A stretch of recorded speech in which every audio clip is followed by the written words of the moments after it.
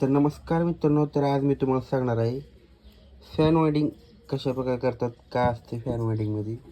तरी स्टेटर आहे आपल्या सगळ्या, कॉईल तोडून काढलेत आपण सगळ्याच्या.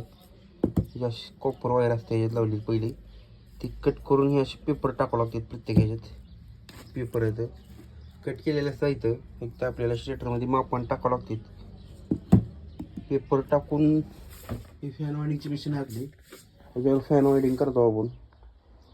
तर नंबर सेट करा, काय किती आत किती बाहेर किती. ही ऑटोमॅटिक फिरते. मॅग्नेटिक ब्रेक सिस्टीम असते याला.